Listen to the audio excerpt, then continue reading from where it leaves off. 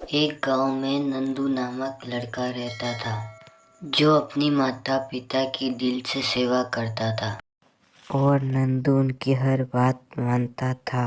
मन लगाकर पढ़ाई भी करता था और हमेशा सबकी मदद करता था और सभी गांव वाले भी बहुत प्यार करते थे। उसके पिता दिन भर ठेला लगाकर सब्जी बेचा करते थे और उसकी माँ घर संभाला करती थी। और नंदू की एक छोटी बहन भी थी जिसे वह बहुत प्यार करता था और उसके पिता की कमाई से घर और पढ़ाई का खर्चा निकलता था। स्कूल जाने से पहले नंदू अपनी सभी सब्जियां सजाकर ठेले पर रख देता था जिससे उसके पिता को मदद मिल जाती थी। एक दिन सब्जी बेचकर आ रहे उसके पिता बारिश में भीग गए थे तो बीमार पड़ गए और फिर अचानक मृत्यु हो गई। इस हादसे से पूरा परिवार हिल-डुल गया। घर के सभी पैसों के लिए मोहताज हो गए। नंदू की माँ की भी तबीयत खराब रहने लगी। नंदू समझ नहीं पा रहा था कि वह अपने घर वालों की मदद कैसे करे। नंदू ठेला लगाना चाहता था पर वह बहुत छोटा था और वह उसको संभाल भी नहीं पा सकता था। यह सोचकर वह एक दिन मंदिर पहुंच गया। वहां जाकर हाथ जोड़कर बोला कि मैं एक छोटा बालक हूँ तो मुझे पूजा करनी तो नहीं आती पर विनती करता हूँ कि मुझे रास्ता दिखाओ। इस तरह रोज स्कूल जाते समय वह भगवान पर जाकर रोज विनती करता था। इस तरह उसे विनती करते करते कई महीने गुजर गए। इस तरह न तो भगवान ने दर्शन दिए और न ही उनकी परेशानियां दूर हुई। कभी कभी नंदू सोचता था कि मुझे पूजा करनी नहीं आती इसलिए मुझे भगवान दर्शन नहीं दे रहे हैं, वरना वह तो सबकी मदद करते हैं। फिर भी उसने मंदिर जाना और पूजा करना नहीं छोड़ा। आखिर एक दिन देवी माँ को उस नन्हे भक्त पर दया आ गई। एक दिन जब नंदू गहरी नींद में बिस्तर पर सो रहा था तो उसे लगा कि आकाश में एक गहरी रोशनी आ रही है और उसका पूरा कमरा रोशनी से भर गया।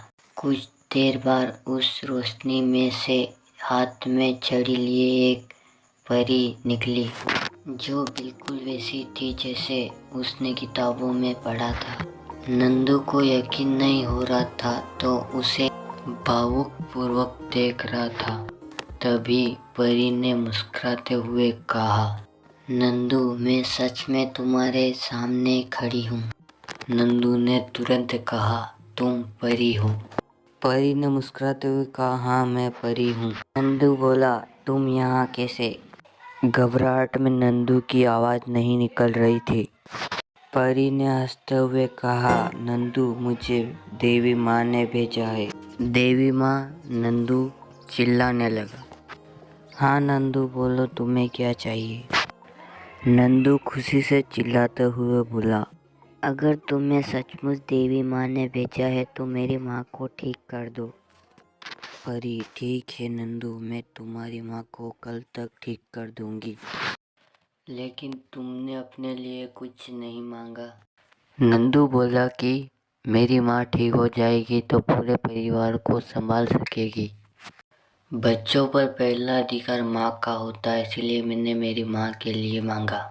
परी खुश होकर बोली, नंदू तुम बहुत अच्छे हो इसलिए तुम मुझसे एक वरदान मांग सकते हो।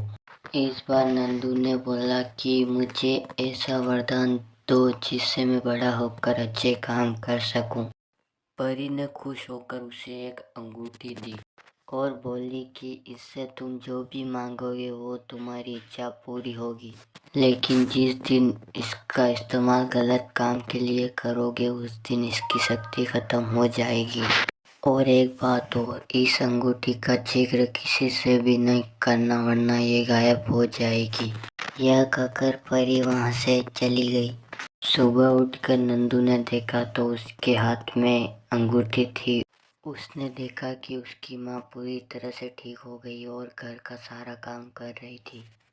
नंदू अपनी माँ को सारी बात बताना चाहता था पर परी ने मना कर दिया था। यह बात याद आ गई।